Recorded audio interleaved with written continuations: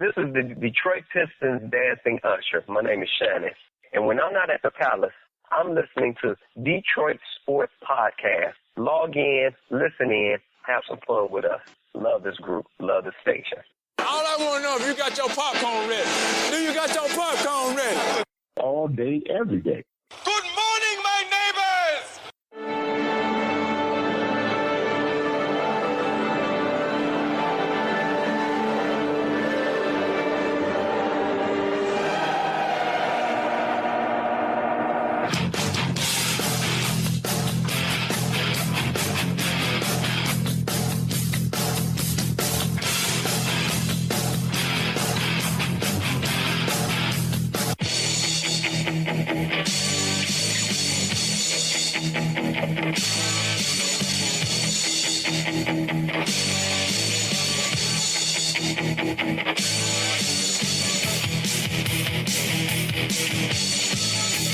That's why these two guys here, these are the men I want as my friends.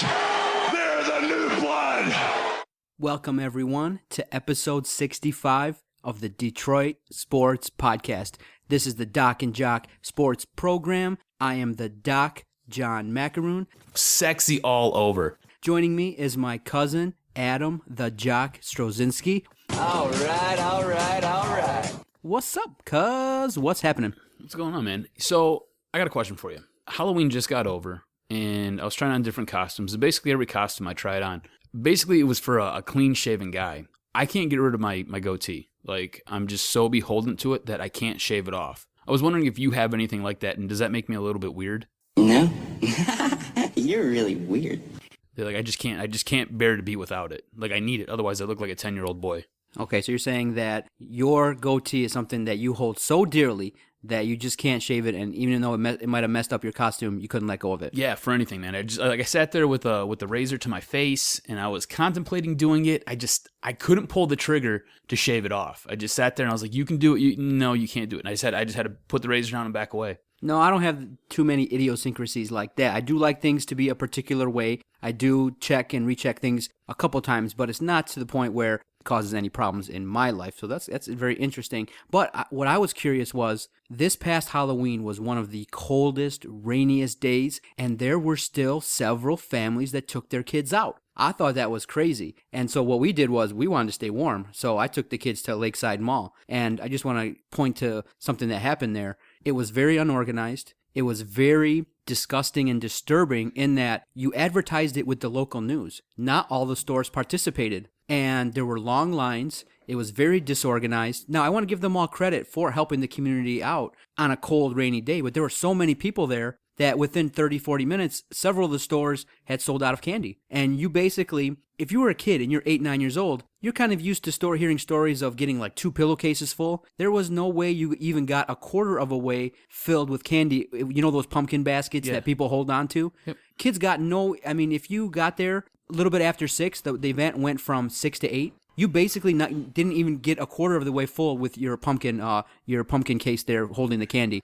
So I just want to say that for local malls, if you're going to do one of those things, you need to implore your stores to have candy for these kids. I mean, that's not really fair, and to be a little bit more organized. I don't want to be hateful. So yeah, the staff at Lakeside Mall and the organizers of that event really needed to do a better job, especially for the kids. I mean, it's cold. They're looking forward to stuff. For not 100% of the stores to participate was really disappointing. But for me, I was okay with it because I was inside. I didn't have to deal with trick-or-treaters. But I was just, for the kids and for a lot of the families, you could tell they were annoyed and disappointed. And for Halloween, it's for the kids. And so if I was a store owner, I would have gave out coupons or I would have did more for the kids. And if you look on the Lakeside Mall Facebook page, you had definitely a lot of complaints from parents who said it was disorganized. And what they did was they would take their kids to Lakeside Mall and said, oh shit, this is terrible, and take their kids outside, just try to get home as fast as they could to take them trick-or-treating so they could at least get some candy. So more and more people, what they're doing is having parties and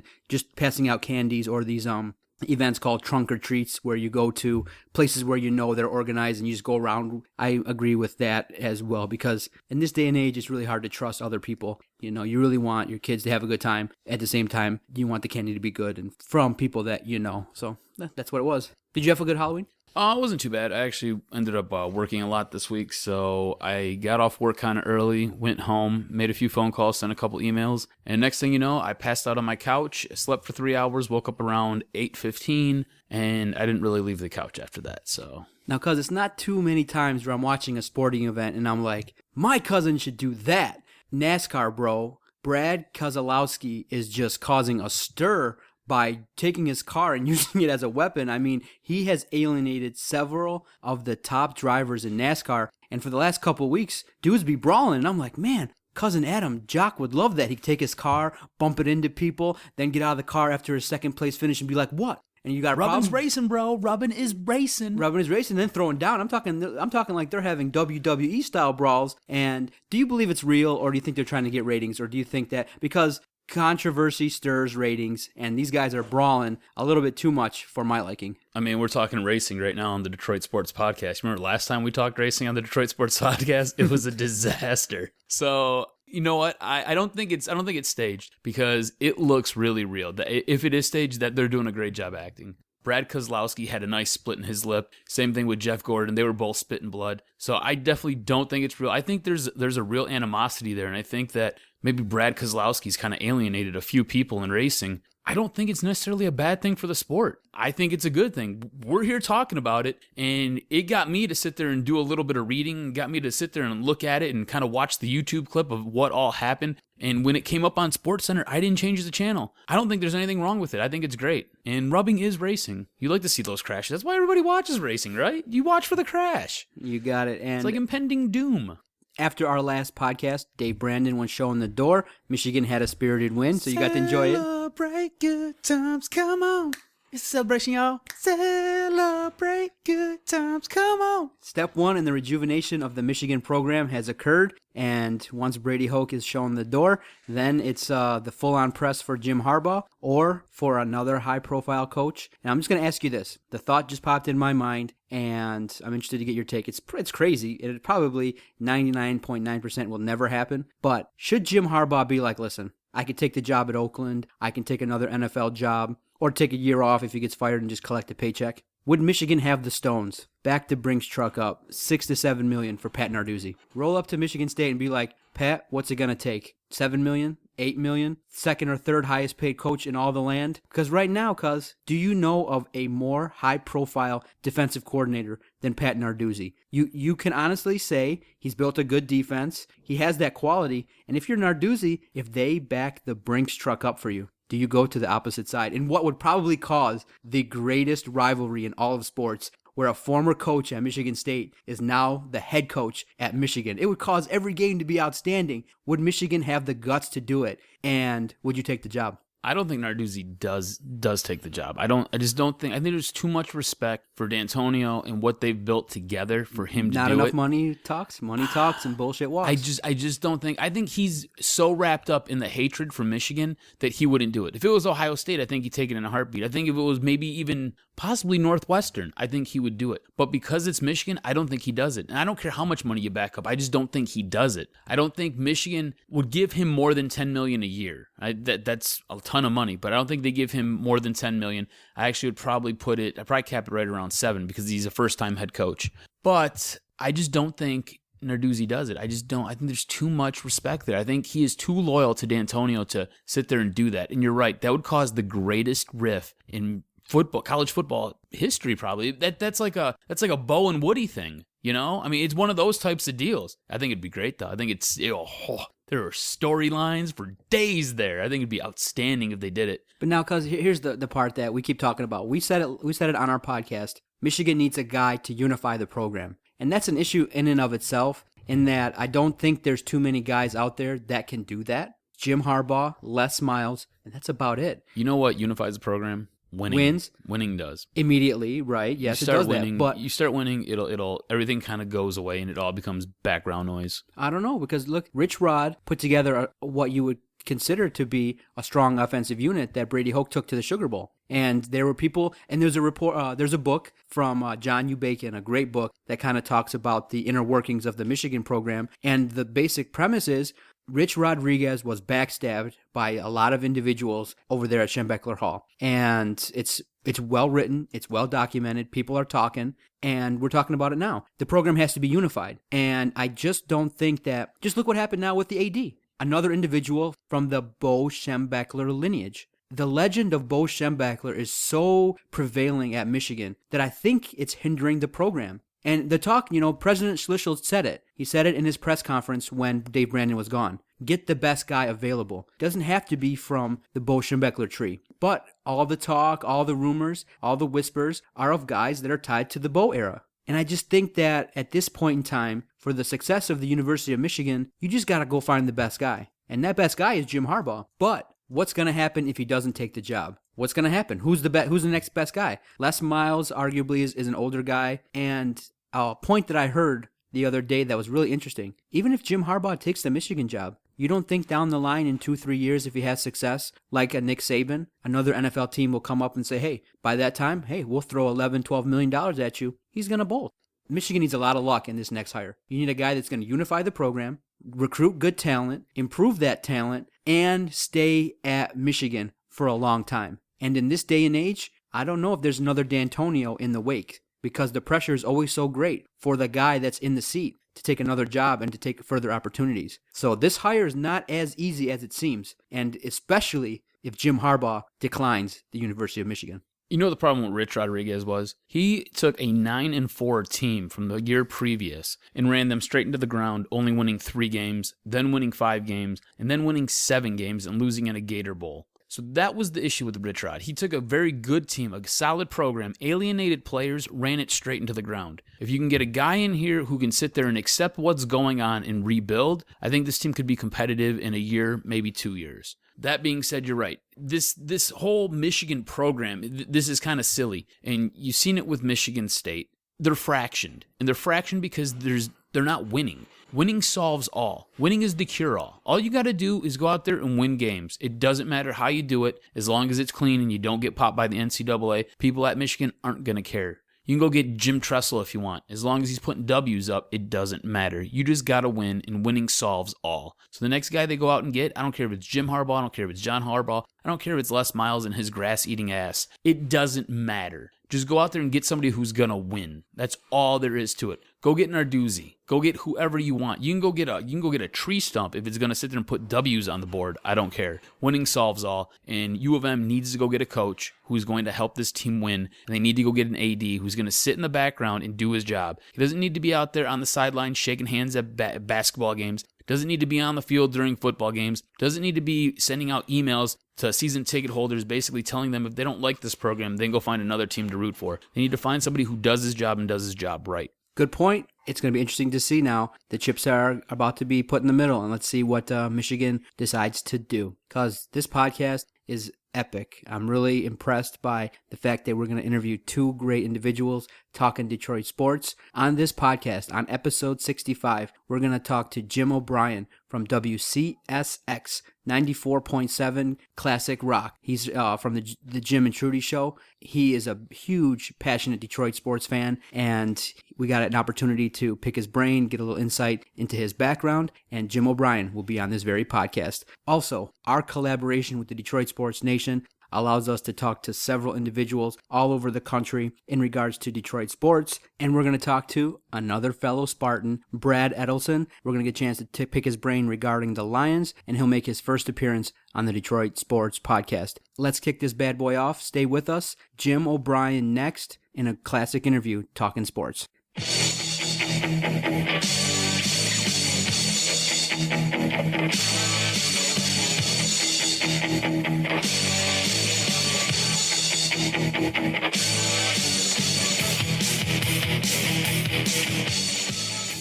On the line with us right now is the co-host of the Trudi and Jim Classic Morning Show on 94.7 WCSX. I'd like to welcome Jim O'Brien to the show. Jim, how you doing? Fantastic. How you doing, guys? Not too bad. You're kind of an interesting case. You come from San Diego, and you're a Chargers fan. Yeah. What ended up bringing you to Michigan, and why are you here still? Long story, real short. I joined the military when I got out of high school, was in the Navy for the submarine service for 9 years, and then got into radio. And wound up moving from South Carolina to Orlando to Dallas. And when in Dallas, I wound up coming up here to Detroit. That was 12 years ago, working for CSX, which is, it's a great company. It's one of the last privately held radio companies, and that was really attractive to me, and to be close to family and in-laws in Pennsylvania and stuff. And it's a cool market, and I've fallen in love with this place since the first day I came here. So me and you were talking before. You don't want to go back to the West Coast at all. You want to stay here. You love the seasons. You love everything about Detroit. There's nothing over on the West Coast that's kind of pulling you back at all? I can't say that. I mean, if you go out to, if I go out to LA in January for a week or even for 3 days, I want to stay, because then I come back here and it seems like, after last winter. But I like the grit. I like the attitude here. I think it's why it's a true story. First day I moved here, I went to a Red Wings game on my own, just drove down to the Joe, found my way there, and bought a ticket and sat next to some guy who was second or third generation Red Wings fan. Him and his son were reading the Free Press, eating a Little Caesars, and waiting for the game to start, and just told everybody around me that this is this guy's first game. And that was it. I like it. I like the fact that Detroit's fighting and coming back, and obviously I'm a car nut, so if you're a fan of cars, how can you not want to live in Detroit? You are a car nut. You kind of shared a story with me. You went out to Washington, D.C. this past, weekend, or actually past week. Why don't you tell us about what you did out there? Took a test drive of the Charger Hellcat. That's the 707 horsepower one. Did that drive and spent a couple days doing that. Here's a sports thing. The Tuesday night when I flew in, I walked over to the White House and was going to go take a picture. Actually I was going to identify myself as a crazy vet and see what happened. I wound up actually standing next to Mike Babcock. He was there because they had a game the next night against the Capitals. So there's Babcock walking by the White House checking it out. So while you're driving the Hellcat, how fast did you get this thing up to? Did you get it up to 200? Ooh, no, I wish. 135 on the track, and then about 105 or so on some roads. We were test driving it, but it's cool, man. I mean, muscle cars in Detroit, you think about it. We joke about it all the time. I don't even know what year it is anymore. We have Chargers, Challengers, Camaros, and Mustangs are the big popular cars. Dude, it's a total throwback to the 70s. So it's cool. I mean, and then we got a Star Wars movie coming out next year. I mean, seriously, and Led Zeppelin and Bob Seger have new albums. What the hell is going on? You're totally in your prime right now, aren't you? Hey, I said it before. It's 40-somethings, man. 20-somethings, you can have Midtown. You can have your coffee shops. You can sit down at Astro, whatever you want to do. But we're the ones who are making the money, and we're the ones who are buying these $60,000, $70,000 muscle cars. It's a fact. I mean, that's who they're catering to. They're going after this 40-something-year-old that wanted the 69 Charger, but now all of a sudden goes, I could buy that one and have just as much fun, if not more, in a modern car. So that's kind of where it goes. But I think it's a pretty kick-ass time in Detroit right now. So you said that you're a fan of racing, or you said that you're a fan of cars. I apologize. Are you a fan of NASCAR at all? Oh yeah. If it's any sport at all, I'm all in. I go to MIS for the August race every year. I go to the Grand Prix at Belle Isle. I get up. I'm the guy on a Sunday morning gets up and watches F1 on NBC. Yeah, I love it. I mean, the NASCAR season's way too long, but I'm still a fan. Although, God, they're really trying my patience this year. What are your takes on what just happened this past weekend with Brad Keselowski, the Rochester? Oh, and Jeff Gordon? Yes. Here's the thing that everybody's missing. The thing that the guy who's getting a free pass, Brad did what Brad was trying to do to win that race so he can advance to the championship round. I get that. There was a hole with 2 laps left. I don't know about you, but I want my driver being that aggressive, and Roger Penske stuck up for him. I don't blame Jeff Gordon because Jeff Gordon's like, I got to win to keep moving forward or stay up front, and you wrecked me. The guy who screwed him was his teammate. Jimmy Johnson is not eligible for the championship. Put Jeff in the outside lane and hung him out there. Jimmy Johnson should have done the right thing as a teammate and let Jeff Gordon take the inside line and protect him so he could get the win and move on to the championship. So that told me a lot about Jimmy Johnson if he'd have been a real teammate with that for his buddy. That's my opinion. Joining us on the Detroit Sports Podcast is Jim O'Brien. Now, Jim, I was reading a little bit about your bio, and I was just reading that you are a big fan of camping here in Michigan. Whereabouts do you go, and do you have any interesting stories from a camping trip in the great state of Michigan? Your backyard. We sleep in your backyard when you're not home a lot. My family and I, the wife and kids.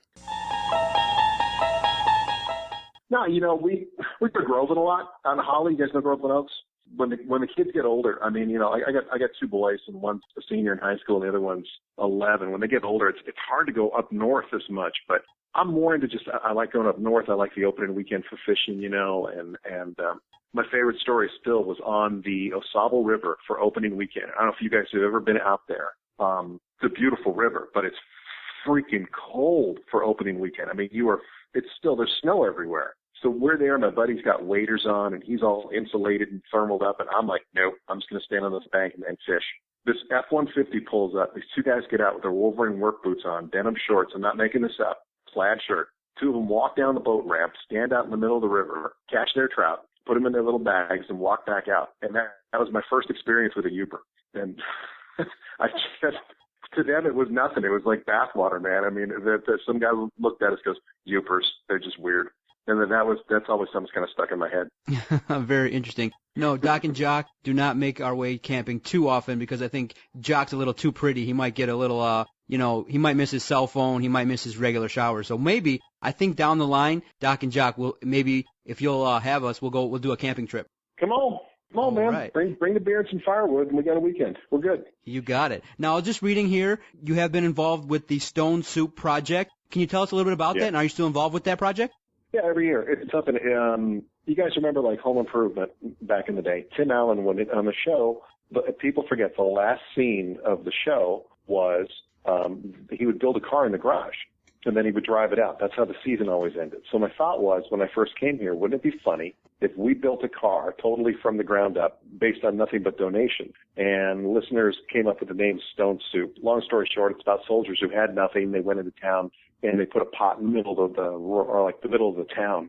And everybody started pitching in, and they said, what are you making? This is Stone Soup. If you throw in something like carrots or meat or whatever, you can have some. So we thought it would be funny just to make like just a beater, just a hoopty car for the Dream Cruise. But within like 2 days, we had Roush and all these different companies calling, saying, well, we'll give you parts, we'll give you motors. And we've been building these cars ever since for charities. I think we've raised, it's like $1.6 million with the 8 cars, and every penny stays here in Detroit. It's pretty cool. It's something you can only do here in Detroit. With your Stone Soup project, easy for me to say. Yep. What was your favorite build that you guys worked on? Wow. They're all pretty kick-ass. We did a black 69 Charger that was 700 and something horsepower and was just mean, black on black. We got in trouble for that one. That's when they brought the Grand Prix back to Belle Isle. They said we could go out and take a test lap just to kind of drive it around and boat. So we decided to light up on the front stretch and left a pretty good drag mark down there. And the track supervisor, I thought he was going to freaking kill us. But that car, out of all of them, and there's a GTO you'll still see here in town. That's a silver GTO convertible. That this couple won. They had so many trophies. They told me they had to clear out one of the beds from their guest bedroom so they could put up a shelf for all the trophies. Yeah, it's Detroit, man. We make some pretty badass cars.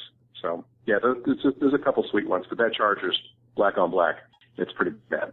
That's really cool. So I know the other day, me and you were kind of talking, we're kind of joking around before you went out to Washington about the Detroit Lions and how they have a bye week if the playoffs were to start back in week 8. Or I'm sorry. Now, wait a minute. Tell the story right. What did you walk into the studio carrying? What did you have in your hand? What did I have in my hand? Was it my giant coffee mug? No, you printed out the NFL the standings, including the playoffs. You had the printout. Dude, he had the printout with him. It's week 8. Yes, I sat there and printed it out, and I just wanted to show you that they would have a bye week if the playoffs started immediately. Oh, my God, man.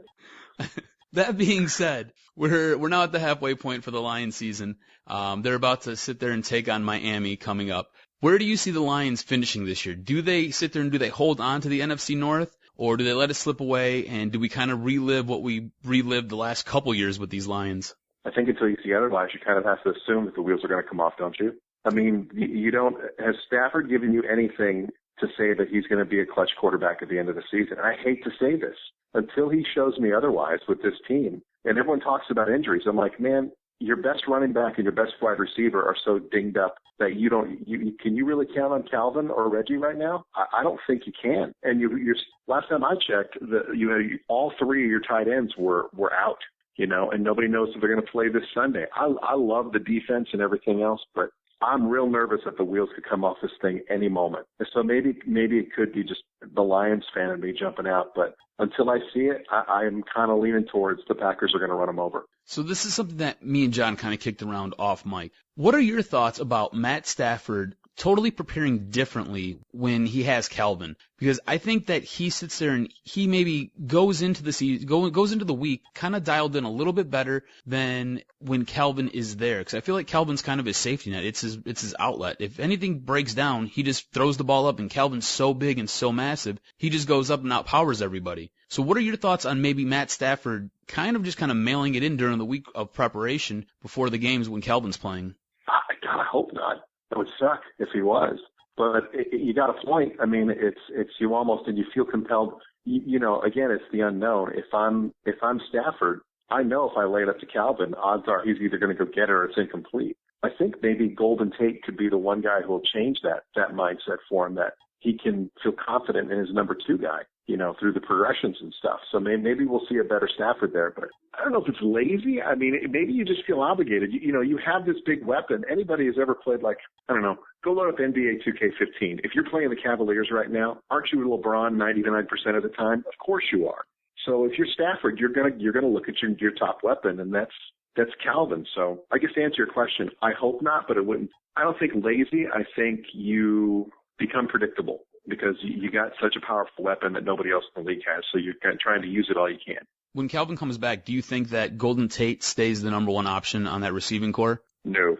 Calvin's just going to come right into the lineup and take right back over? If Calvin's, he better be. I mean, you know, Golden Tate's great and is a good wide receiver, but Calvin Johnson is a freak. I mean, don't you guys think, is he the best, when he's healthy, he's the best wide receiver in football? I totally agree with you. I just think this team on offense looks a little bit different with Golden Tate receiving a few more touches than Calvin Johnson. I like Calvin Johnson to take the top off the defense. I like Golden Tate underneath, and I like to see what he can do while he's sitting there running up and down the field.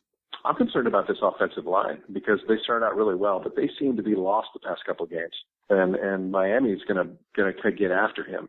So I hope, you know, I know some of the injuries too. It's funny how we talk about injuries, but across the league, we ignore offensive line injuries as a whole. You look at the Eagles. Everyone's talking about how the Eagles are suddenly running the ball. Even when Folk went out, Sanchez comes in and they still put up, how many points they put up? It was in the 20s, right? I mean, they had a good showing. Everyone's forgetting they got their offensive line back. They were missing half their line. The Cowboys are starting to get nicked up on their offensive line, and the Cardinals beat the crap out of them on Sunday. I mean, that's, you know, it's funny to me in this league that we do focus on the star players and the offensive, and, you know, but the O-line for these teams, man, when you see 1 or 2 guys go down, they are screwed. They just don't have the depth anymore. So I hope the Lions stay healthy up front because that will be key going forward. I think coming into the season, that's probably been one of the bigger surprises, probably the lack of, I don't know, maybe effort or just kind of what you're getting out of that offensive line. Last season, that offensive line was outstanding. I think Stafford only got sacked 22 times the whole entire season. Going into, I think it was week 6, he already had been sacked 23 times. So, I mean, that's kind of a huge difference, and all those pieces are the exact same. What do you think's kind of led to that? Is it just maybe a new system? Guys are trying to get acclimated with what's going on with the offense? Is it just an intangible? Like you said about safety valves. I mean, you remember when Pettigrew was a 50 receiver, 50 catches a season kind of guy? Yes. Isn't he? Could you kind of label him a bust right now? Oh, yeah, most definitely. So you look at you're talking about safety valves. He didn't have one. I mean, he doesn't have that check down guy. Reggie Bush hasn't been healthy since week 4? I mean, he's playing, but he's not the same guy. He's definitely one of the old school 100% kind of guys where, you know, he's either all in or all out. But that could be part of it. And it's funny, these guys, they're not playing as well. Right? Reef isn't playing as well. I mean, across the line. And Dominic Raiola's done. I mean, God bless him, long career, nice guy, I guess. But he's done. You see him. He gets trucked by people in these games. So, I mean, that's the first thing. It's like they got to get somebody else at center and call the line options for the Lions next year. Jim, an interesting story that occurred over this past bye week has been the saga of C.J. Mosley. Now, have you ever heard of someone removing a smoke detector when they're smoking weed? Yeah. I mean, I went to state. I'm not saying I engaged in any of those activities, but most people I say would just use those reverse fans, blow it out the window. Who do you know takes the smoke detector out and gets himself caught smoking weed?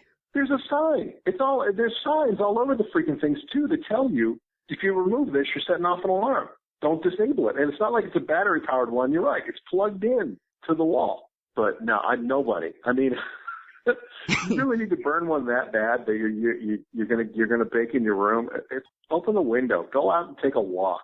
I don't think anybody in London's going to give a crap. I mean, if you really feel like you just got to take a one-hitter and go stroll somewhere. I mean, go down to Piccadilly Circus or whatever. I mean, I don't think everyone's going to freak out. I don't know. It's just dumb. It's dumb, and I'm glad that Caldwell, they did what they did to him. Yeah, God, no, to answer your question, I've never heard of somebody trying to rip. That's so stupid. It sounds like the hotel's the ones that went up and found them smoking, right? The funny thing is that you said it yourself. If you're going to do something like that, you should be able to, at this point in time in your life, if you're going to be a professional athlete, know how to get away with it. And by ripping it off the wall, it's just really ridiculous. And, it's funny how his suspension, was only 2 weeks so they can get back after the bye week. Right. And you know what? He should have been, and he might have a point in his grievance. He should have, potentially been sent through the NFL drug rehabilitation program and not suspended so fast. So he might even get a reprise on his punishment. You never know. Yeah, but it's almost one of those things as a parent, like, okay, when your kid corrects you and says you shouldn't have done that punishment, you're like, okay, that's great. But then when it all is said and done, you're going to make the punishment even worse just because you're mad that they caught you. So, dude, I don't know. I mean, it's dumb like that. The two places you don't smoke pot are in a hotel room and driving through Benton Harbor. That's just a rule. But nah, what a dumb guy. I mean, but it's the whole league. Well, what was it? What happened with Blunt and Bell, the Bong brothers, with Pittsburgh in the beginning of the year? That story just kind of went away.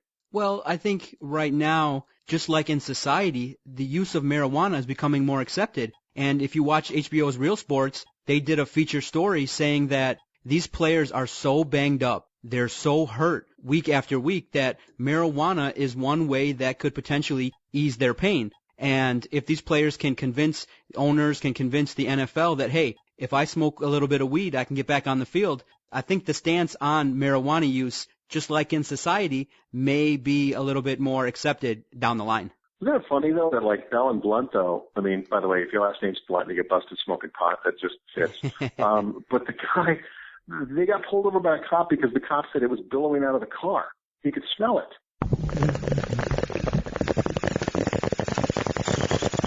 I mean, come on. Again, it's the same thing. If for medicinal reasons, and I totally get that, but there's some common sense involved here. I don't know, do like the Cowboys, go buy a house and call it the Greenhouse instead of the White House.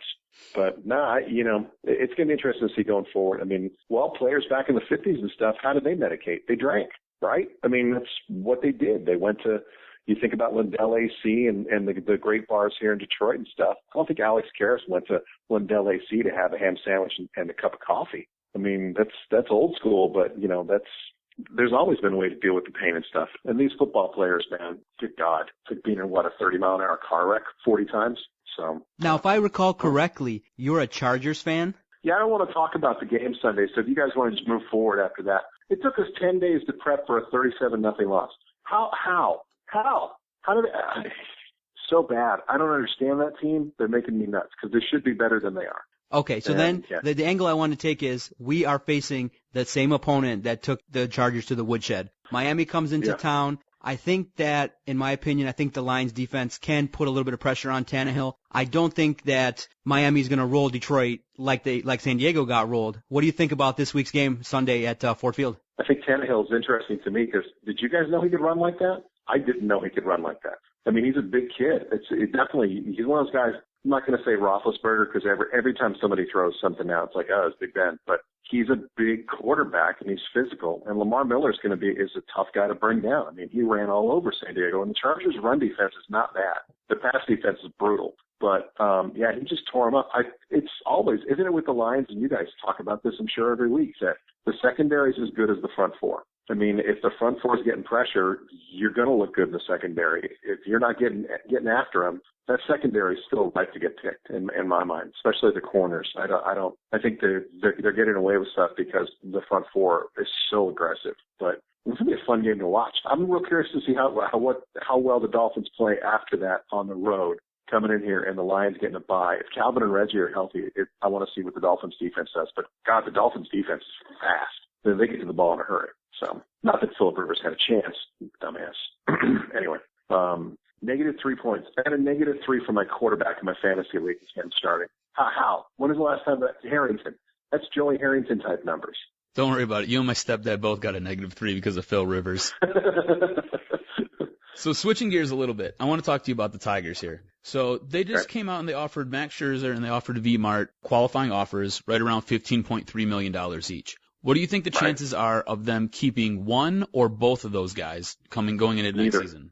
Neither. Why do you think that? Because I think the Cubs, if you look at the way the Cubs are with Madden, with that manager, he wants a frontline pitcher. He's either going to go get Lester or Scherzer. One of those two guys are going to be wearing a Cubs uniform. And you know that I heard him today talking about it. Epstein for the Cubs Theo Epstein he's got money. He's got bank. He can go out and spend what he wants to do to get a frontline pitcher with these young players. Scherzer's the guy. And then V-Mart, I could see the White Sox going after him big. I don't think that, I hope he gives Detroit a hometown discount, but why you guys? Are you willing to pay him $70 million over 4 years? Absolutely not. Don't you think somebody's going to come off that kind of money? Yeah, and I do think it'd probably be the White Sox, which will make that burn even that much more. Put him at first. I don't think Victor Martinez likes just being a DH. I think he would like to be playing. Like he fancies himself as a Cabrera playing first. You see him. I mean, he seems to be more energized when he's out there playing. So, God, I hope not. I would love to see V-Mart, but I think Scherzer's gone. I mean, come on. What was the offer they made at the beginning of last season? How much money do you need to throw at the guy? That's true. So, I think he turned down, something close to $25.4 million, I think it was. So, you come in at 15.3. Yeah, it's, big money. I hope they both come back, but I'll be surprised if either do. So you brought up the Cubs, and this was something that I think me and John both wanted. We both wanted Madden to be the Tigers' new head coach. So what are your thoughts on Joe Madden going to the Cubs, and how bad does that burn for the Tigers not picking him up? Well, Dombrowski, I think Dombrowski wanted a coach that was like him, and he got him in Ausmus, the cerebral kind of guy. I mean, if you look at him, if Dave Dombrowski's kid was managing the Tigers, it'd be Brad Ausmus. That same kind of style, their demeanor, everything, the way they hold themselves during interviews and stuff, I think it's awesome for the Cubs. And it'd be great for baseball if the Cubs do anything. And Madden's a great manager. But more of the details about Madden that I'm hearing is that, when he left, he did not have a deal. And it was his agent that reached out to the Cubs and said, Joel's available. Or he's available. So it blows me away that Madden would leave the Rays, and he wanted this job, and he got it. I mean, you think about it, too. The Cubs screwed their manager after 1 year. Renteria, they had already publicly said that they were going to bring him back. And then they had to tell him, that was before Madden became available. So I don't know. I think that either Madden or Gardenhire is a better manager right now than Ausmus. And if you're really serious about Mr. I and what's going on with the Tigers, go get one of those two guys to be your manager and win now. Don't train your manager with a team like this. So that's my opinion. You got two guys over here who totally agree with you. Yeah. I can't believe Gardenhire can get a better look. Do you think the Tigers' window has shut? No, not at all. But I think it's going to be harder. Well, now that the Royals went to the World Series, although that could actually help you, because if the Royals are going to be cheap asses like they've always been, all of a sudden those players have got national pub and got teams looking at them and people considering them. All of a sudden you can't hold on to Lorenzo Cain as easily as some of these young guys. In Kansas City, if they're not going to spend the bank, they may actually help the Tigers out, because I don't think KC Shields probably not going to go back there, is he? I don't think so. Yeah. I think he's going to test free agency again, so we'll see what happens. Would you take Shields' money? Would you take Scherzer's money that was offered to him and give it to James Shields? Yes.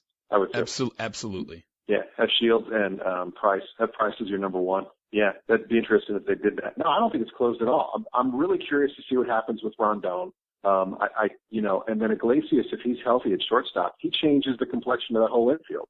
Castellanos is just going to get better. They have got to fix that outfield. That outfield is a train wreck. But they really don't. And don't you think, at this point, Alex Avila, McCann's got to be the guy next year, doesn't he? Doesn't he have to at least get a good shot to come up and play? You would think so, because I think Avila is basically a stub on the toe away from almost dying behind the plate. So I don't know how much more damage Alex Avila can take. And you would think his dad, too, that Al would be, I'd be real curious to find out what he thinks, too, because, like you said, that last one, it was a hit, but it wasn't that hard. It's almost like a boxer kind of punch drunk at this point. You hate to see the guy wind up like an NFL player, but right. I think he has some neurological damage that'll probably be setting in real soon here.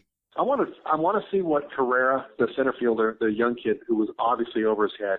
I want to see what some of these young guys can do with some winter ball, like Moya. Although as much as everybody's in love with Moya, dude strikes out. If he's striking out that much in Double-A winter ball, what the hell is he going to do in the bigs for the whole season? Unless you wind up with some guy who, 40 bombs and 300 strikeouts. Dave Kingman, that's an old reference. You probably don't get that.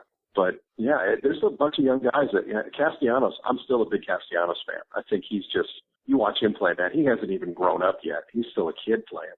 So, and, Kinsler, I didn't think Kinsler was going to be that good. So, no, I don't think the window's closed. I don't think there's any great team in the American League. I think the Royals were really good this year and got hot at the right time, but they're not that good. I mean, they can't score. And if they lose Shields and their offense is going to hurt them. I wouldn't put a whole season. I'm not expecting the Stockus or any of those guys to put 30 or 40 bombs on the board.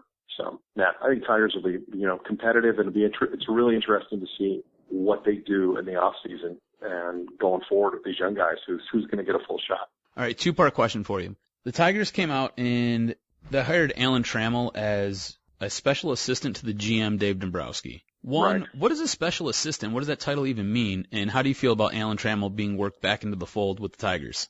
You guys know how the Red Wings have, how many special assistants to Ken Holland do the Red Wings have now? 87, 88? That whole 2002 team, I think, is a special assistant. I believe there's actually a contest at the Joe to be a special assistant to Ken Holland. They do a drawing. You can either ride on the Zamboni or be a special assistant to the GM. It's I don't know like what it means. Maybe exactly.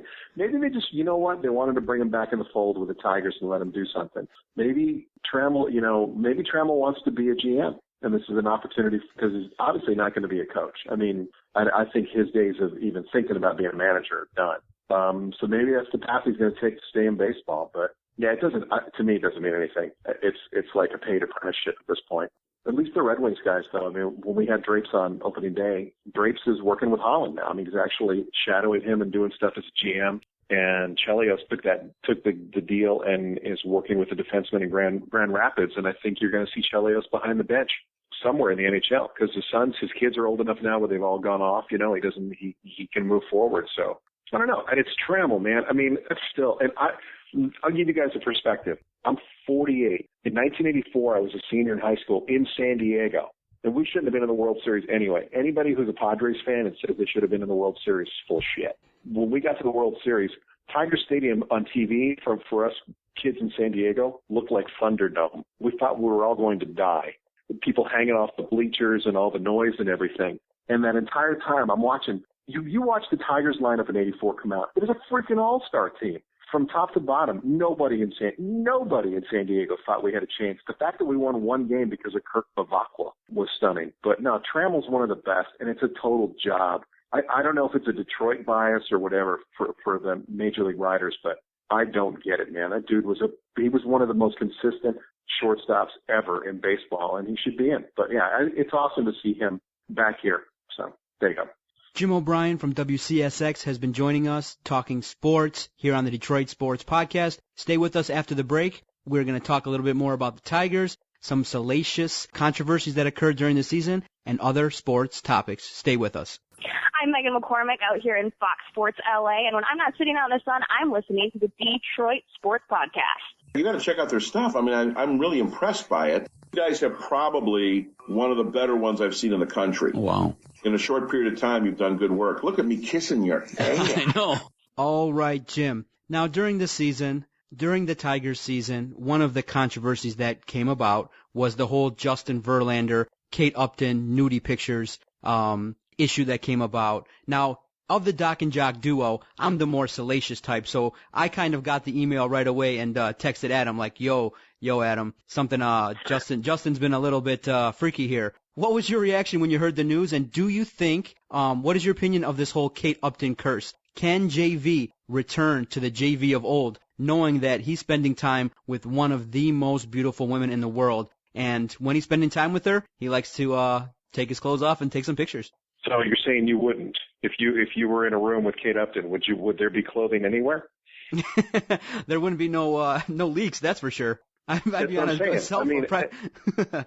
I like the fact that he's taking not so much the photos, but that's what he's doing with his spare time. And it's Kate Upton. It's like all these people, come on, it's Kate Upton. Verlander, you guys see this all the time. It's this transition, and I'm not in shape enough to know, but I really want to know with these core surgeries that these athletes are getting, I think these doctors have screwed up the rehab time, because you're seeing it over and over. Guys who get core surgery, even like Miggy, they don't come back in 3 months or 4 months. It takes them a full year to get right. I think Verlander's never going to throw 100 miles an hour, but he's smart enough and he's a good enough pitcher that he doesn't have to just throw anymore. I think he's going to be good. He'll figure this out. He's too competitive, man. The guy will get his shit together and do this. So, and as far as the Kate Upton curse, hey man, if I'm going to get a curse, if it's going to be Montezuma's revenge or something else, that's the curse I have to live with, I'm okay with that. It's Kate Upton. So, no, I think JV's going to be fine. No, I agree with you, but the part for us fans that is a little bit concerning is he just signed a massive extension that just kicks in this season. And so, one of the things that caught our eye was that, he's shopping at a mall at 3 o'clock before one of his starts. A guy I think he's a product of now his salary. For a guy making that much money, we want him to be dialed in, we want him to be focused, and any distraction is something that fans like us are going to point to. But no, on a personal level, I'm thrilled. We get to see Kate Upton. We get to see what we get a little bit up close and personal view of their life, and I'm just really disappointed that it really came out during the season and could have potentially hindered a World Series team. So it's interesting. Yeah, it was. It's always weird to me. The thing with the photos too was, the way they were hacked and stuff, and the way they went out. It's just, I don't know. It seemed kind of crappy. It seemed like a real jam job to him and to all those celebs that got bombed by that guy. And obviously it was a guy because he was only looking for girl pics. Maybe not, but that was just, it had to be a dude. But did the Tigers ever do anything in the locker room to mess with Verlander with those photos? I don't think they ever put the pictures up in his locker or anything. I don't think even Miggy would have the balls to do that. Oh, in a locker room, they ribbed him and things like that. But no, I think he's a locker room leader. So I think his response was perfect. I don't talk about my personal life, and I think he let the wave dive down and let the focus is on Kate Upton. I don't think anybody really cares that he's in the picture. It's just, he was in it, and so people started laughing. But once you look at those pictures, you really shouldn't be paying attention to Justin Verlander. No, I just hope that, the location stuff, it's, if I didn't have to listen to certain Tiger announcers saying arm slot and keyhole. But with Verlander, though, it's with any pitcher in baseball. Jim Leland said this once when we were down at spring training, and he said it about Zumaya. Remember Zoom Zoom? He said Zumaya, everyone's like, well, he throws 103 miles an hour. And Leland said, I don't care how fast you throw a ball. If you throw it straight, these guys will hit it. They're professional hitters. If it doesn't move, if you don't place it, they'll hit it. I could shoot it. He goes, I'm paraphrasing. He said, I could shoot a bullet, and if it was straight, they could hit it with a bat. These are major league hitters, man. You saw Verlander. He has like a perfect 4 or 5 pitch sequence. He makes one mistake, and the guy just skulls him. So, I think he's close. He'll get it right, but he can still, that breaking ball, how many pitchers in baseball would kill to be able to throw an overhand curve like that? It's nuts what he can throw other than the fastball. So, even his shitty fastball is 96. Most guys would kill to have that. So, yeah, I think if he becomes a pitcher and not just trying to blow everybody away, man, I think he's going to be fine. I don't know that he'll ever be the 25-game winner, which is kind of scary for the kind of money you're paying him, but who knows? Maybe he'll figure it out. Now, I'm a little bit curious. The reason that Detroit is one of the great sports towns is that we have so many different sports to choose from the pros to college, and we've had a lot of championship celebrations. Which championship in the Detroit area did you get the most caught up in and was your favorite in the modern era? The Pistons beating the Lakers. That was just the best because the Lakers were such turds. Remember the district and the national district? It wasn't like it was a microcosm of Detroit. The disrespect for the Pistons, the nobodies, the no names, who is this franchise think they are? You can't beat Kobe and Shaq and Big Shot Rob and all, and Rick Fox and all the rest of them. You can't beat these guys. And they went out there with a bunch of retreads, and they're car pun intended, by the way, and beat their ass. And it was even, you can tell the announcers, go back and watch the highlights. The announcers didn't like it. Because here was Shaq and Kobe just getting their ass whipped by Big Ben and Sheed and Chauncey and Rip. That was the most fun, just raw fun to watch them the way they went that entire playoff run, and then to win it was just the best. All right, Jim, we're going to get you out of here on this. With the whole situation going on at Michigan, David Brandon was just recently fired. What does the future hold for Brady Hoke, and what does the future hold for the program at the University of Michigan? It's an easy question, isn't it? Yeah.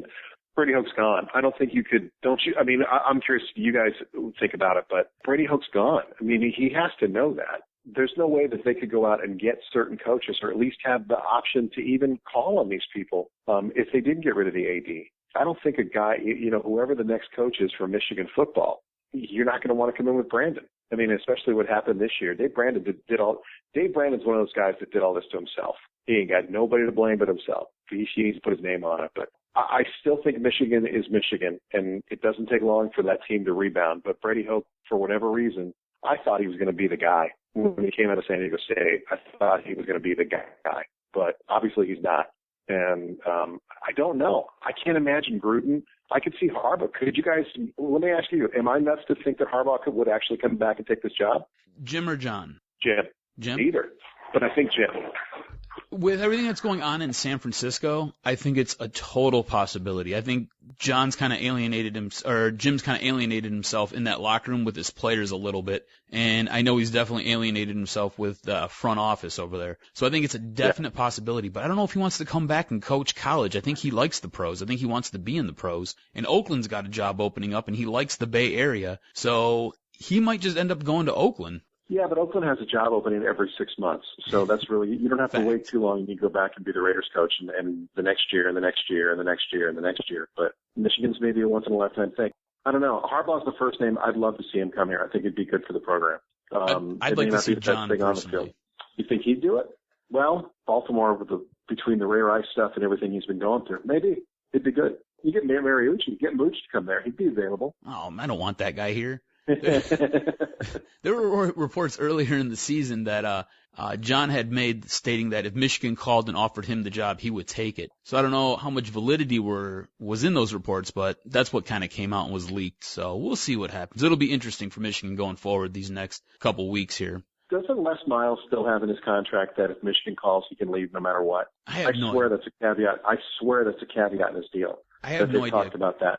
Because he ended up re-signing when Michigan was going after him hard, and there was everything that kind of blew up with them right before Rich Rod was signed. So I have no idea if they restructured that contract or they took that wording out of it. But do you feel like Les Miles is kind of like tainted goods at this point? I mean, I know he's got a national championship underneath his belt, but he is the Mad Hatter, and he does kind of seem a little bit crazy, and he has had a couple 2-loss, 3-loss seasons down in the SEC there. Well, I guess if you're mad at Brady Hoke for the way he manages the game, you definitely don't want to, because that guy makes some of the dumbest in-game game moves I've ever seen. But he likes grass. Well, there's that. Yeah, that's true. Yeah, so does the D lineman for the Lions. But that's funny. All right, Jim. Well, we appreciate your time. Thanks for coming on with us. You can catch Jim on the Trudi and Jim Classic Morning Show on 94.7 WCSX. You can also follow him on Twitter at Jim and the D. Where else can we get a hold of you, Jim? Everywhere and anywhere? What's going on? I'm everywhere. Yeah, Facebook, Twitter, Instagram, Napster, you name it. I'm all over. So thanks, guys. I appreciate it, man. This was fun. Awesome. Hey, you know what? We want to have you back on soon, so we'll keep in touch, and hopefully we can get you on. We can maybe talk some Wings, maybe some Pistons even. Done, if they ever win a game. We'll see. All right, thanks, Jim. We appreciate it. We want to thank Jim for coming on and spending a long time with us. Actually gave us a ton of time talking Detroit sports, giving us a little bit of background on him and himself. So thank you, Jim, for coming on. Stay tuned. Coming up next, we've got Brad from the DSN. Stick around.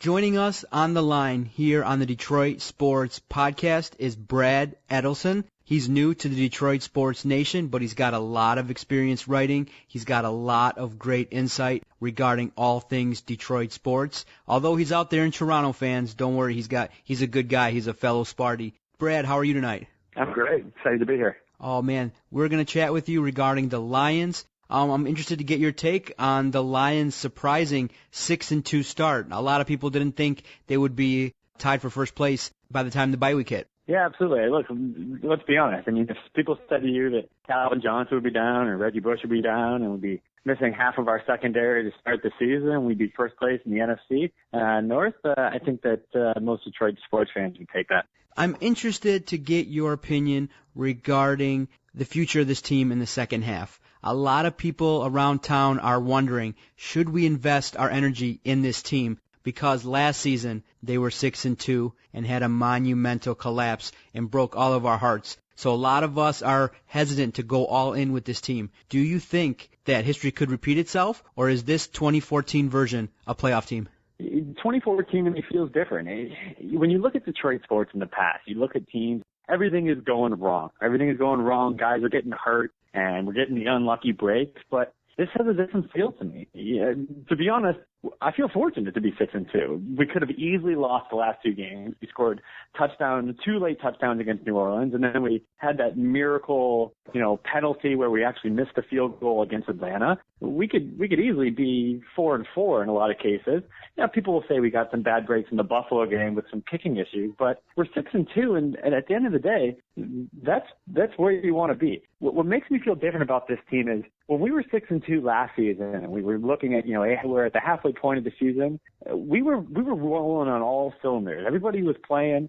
We had pretty much a healthy team out there. Calvin Johnson was having basically a career type year, and here we are at 6-2 this year, and that's the opposite. I mean, we've had some fortunate breaks our way, which I think put us at 6-2, but at the end of the day, we're still missing a lot of our big pieces that are coming back. So where this feels different to me is, we were 6-2 last year. We were rolling on all cylinders, but now I feel like we're 6-2 with some of our big pieces coming back. I think we're only going to be better. Okay, so you're willing to invest a little bit this season, knowing that we got some players coming back. But does the offensive line concern you a little bit? Last season, they did a great job only allowing around 22 sacks, and this year, Stafford's been on the ground sacked 23 times. And the offensive line is really struggling, which has really kind of caused a hindrance in the run game and has made the offense a little bit one-dimensional. I hear what you're saying. The offensive line, to me, is our weakest point of our team. But where the offensive line has slacked off or kind of maybe taken a step back, our defense is something to be seen. I mean, first in the league in points, and yeah, we've got some injuries right now we're dealing with Fairley, and CJ Mosley had a suspension, but he'll be back this week. I'm looking at the team and I'm saying, okay, the offensive line might be a little weak, but that could also be a case of Matt Stafford holding onto the ball so much longer than normal, because in the past, when he got under pressure, he would do what I would do, and I think anybody would do, a quarterback, and say, I'm going to throw it to the best wide receiver in the game. And he doesn't have that this season, and we don't really have that great tall receiver. Our top three tight ends are all down. We don't have our number one pick in the draft. Ebron is basically been non-existent this season. And, with him out and Fourier out, those are our big guys with Calvin Johnson. It's a lot harder when you get under pressure to say, find the big guy, throw the ball. Where this year he's, in theory, our best receiver, without a doubt, not even in theory, is Golden Tate. But Golden Tate is not the kind of receiver that you say, I'm in trouble, throw it to Golden Tate. He's going to make a play. That's Calvin Johnson. So because of that, I think our offensive line has taken a little more slack than they probably should. And that's because Matt Stafford doesn't have the option to unload the ball as quick as he used to.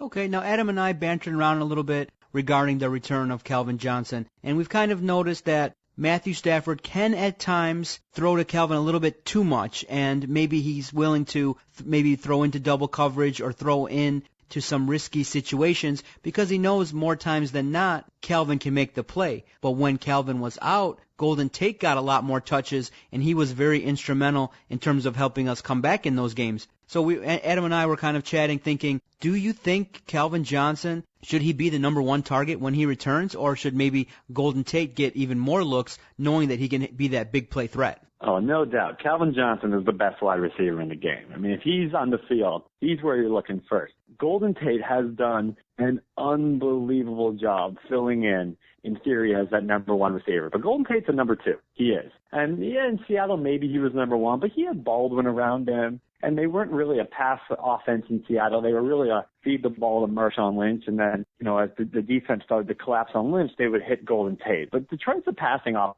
And Golden Tate has been a top 10 fantasy receiver, a top 10 league receiver while Calvin Johnson was out. And to be honest, he's overexceeded any kind of expectations I had of him. But Calvin Johnson is a man among men. He is, He is unbelievable when it comes to what he can do in situations where you think, you know what, this ball doesn't have a chance to be caught, and we constantly say, he did it. He got it. He pulled it in. So to me, Calvin Johnson's the number one. Golden Tate's the number two. But this is what Detroit's been hoping for a long time, and it's part of why, I think that this 6-2 is different than the past 6-2, is that we now legitimately have a second wide receiver threat.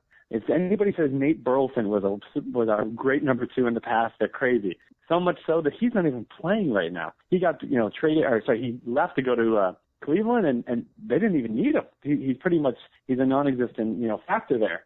And to me, now that Calvin Johnson has a reliable second option, I think that Calvin Johnson is going to have a bigger second half than we've probably ever seen before from him. Okay, I hope so. But something that we have observed in the last couple seasons is Calvin has been a little bit injury prone. Now, Adam and I were hesitant to call him porcelain, but we are definitely concerned that maybe he's on the downside of his career, knowing that he's, getting closer to 30. He's a little bit injury prone. He hasn't completed seasons now in the last 2 years. Are you concerned regarding the rash of injuries for Megatron?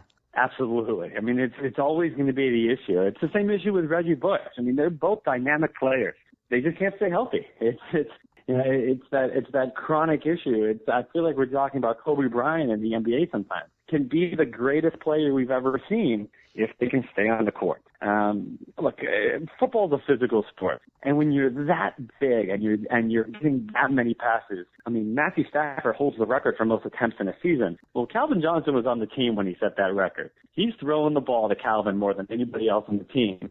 So over that wear and tear, it makes sense to me to wear down and have these injuries. Am I concerned that Calvin Johnson is going to get injured again? Absolutely. Do I think it's going to happen again? Absolutely. I don't think he's going to play all 8 games the rest of the season. But hopefully you can get to a point where Detroit is either in the playoffs or in the playoff hunt and he's on the field. I hope that Golden Tate will help in that regard. And I think that Eric Ebron was supposed to help in that regard as well, and to hopefully pull some of these targets away from Calvin, because a lot of the offense is Calvin run deep, throw the ball up, he catches the ball, and he takes a big hit bringing it down, and he's made incredible catches. But he needs less passes. And to keep him healthy, he needs to see less targets, which is not something you want to hear somebody say, hey, throw the ball left to Calvin Johnson, but it's important to keeping him on the field. To be 6-2 and have him play as little as he has, I think the team gets better from this point on, but I also don't think he plays the rest of the season every game. Miami's coming off of a 37-0 thumping of the San Diego Chargers. It was quite surprising in terms of their level of play, and Ryan Tannehill played a really strong game. They're coming into Ford Field playing very well. What do you see happening this Sunday, and do you think the Lions walk away 7-2? Yeah, Miami is a good team. It's one of those teams where they're very sneakily good. I mean, when they go and they take Phillip Rivers, who in many people was an MVP candidate, and hold him to nothing. I mean, nothing. 3 interceptions, no touchdowns.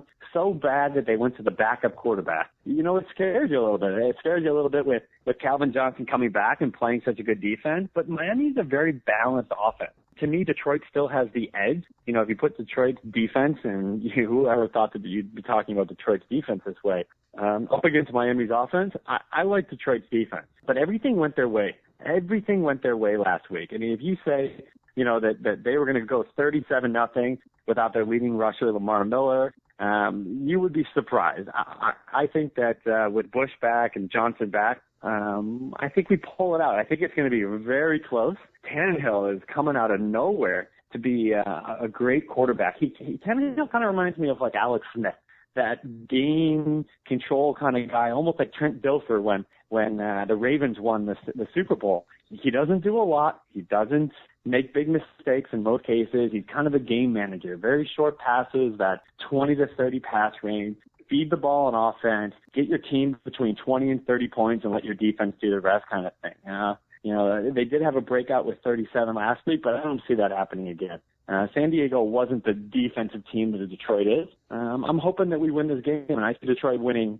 I see Detroit winning, but I hope it doesn't come down to field goal hitting. Let's just say that.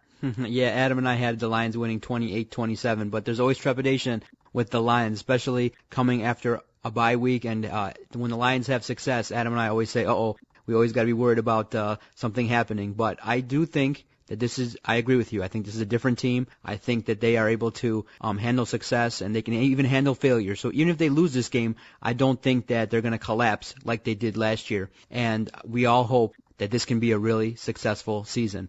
Now, Brad is a new writer at the Detroit Sports Nation, and before he came on, we chatted a little bit, and he told me that you used to write for National Geographic. I'm very curious. What kind of pieces did you write, and what got you into writing? Yeah, I used to be a writer more from the travel sector. You know, I've always worked in travel. That was always kind of my 9 to 5, if you say, although the travel industry isn't really a 9 to 5 business. I've owned a few small travel businesses. I've worked in adventure travel and things like that. For Nat Geo, they had me write an article on it called The Ultimate African Road Trip. And I went down there and I drove through Swaziland, Mozambique, and South Africa. It was 14 days, and it was basically a loop. It was a loop through Kruger National Park, where all the great games are, all the way over to the east side. We drove up the coast in Mozambique. We went whale shark diving, lived on the beach, and those kinds of things. And it was kind of to help address some of the notions that Africa is an unsafe place to drive.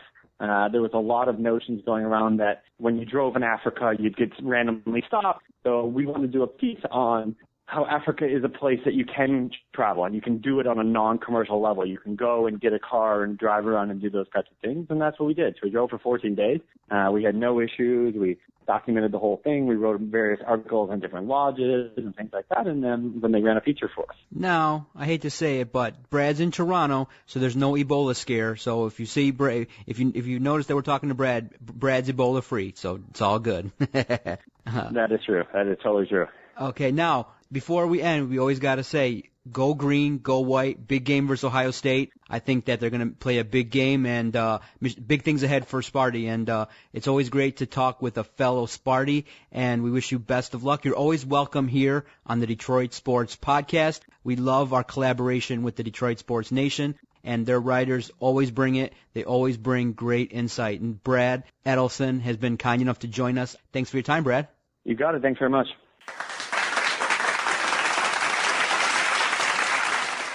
Great job by Brad. We want to thank the writers from the Detroit Sports Nation.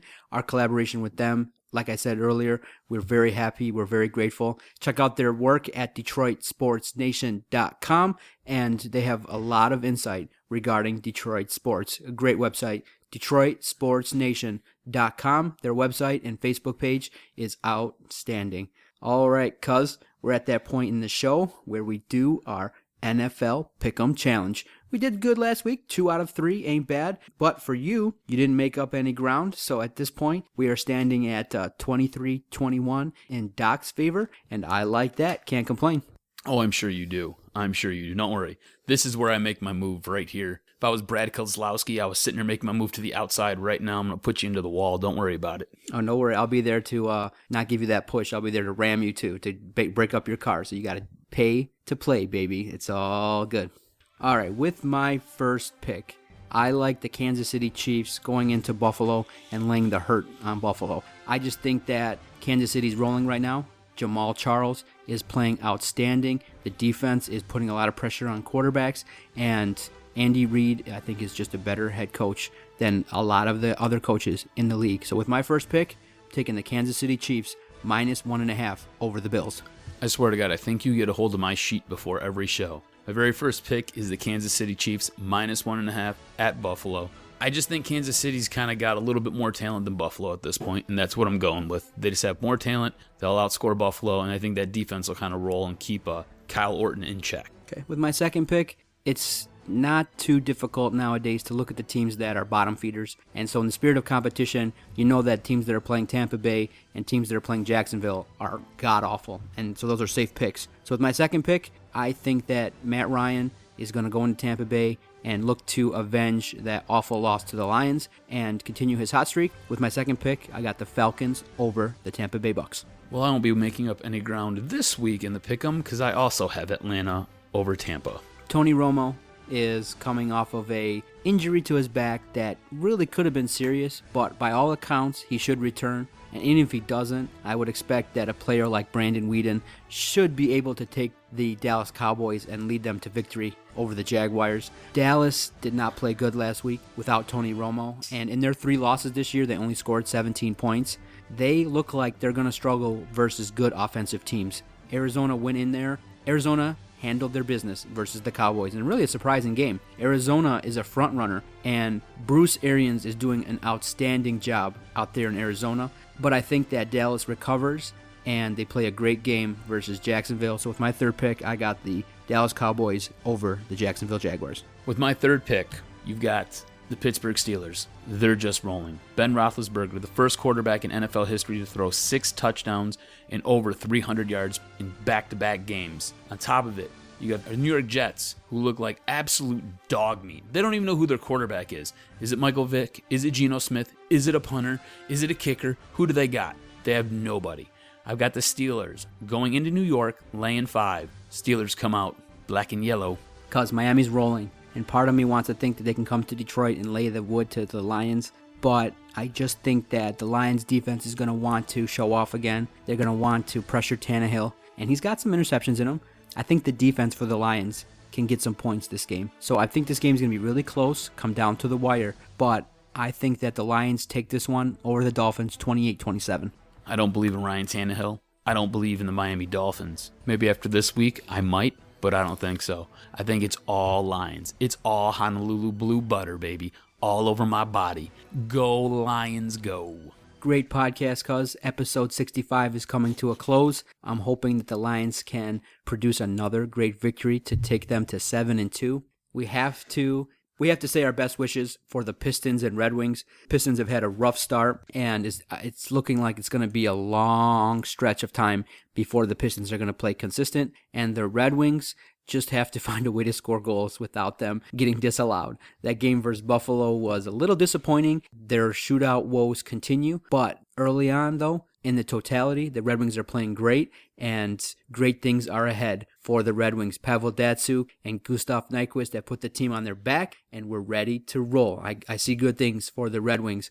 We get a lot to look at in terms of the Tigers' offseason, how the Lions respond after the bye week. So there's a lot to get to in the coming weeks, and I'm all excited. And pretty soon we'll get a chance to start looking at college basketball. So it's an exciting time. It's great that we get a chance to do this podcast and look at things from a lot of different perspectives. And we want to thank Jim O'Brien and Brad Edelson for joining us. For the Jock, Adam Strozinski, I am the Doc, John McAroon. You've been listening to the Doc and Jock Show on the Detroit Sports Podcast. Go Lions. Check on the CSX. Traffic and weather together on the 8s. It's now... It's a WWJ. It's now 1:24 on a Tuesday. It's very cold outside. 1:24 out there. Check. 1:24. Traffic and weather together. Stay off the roads. CSX's call letters with WWJ's promo. There you go. Oh, that's great.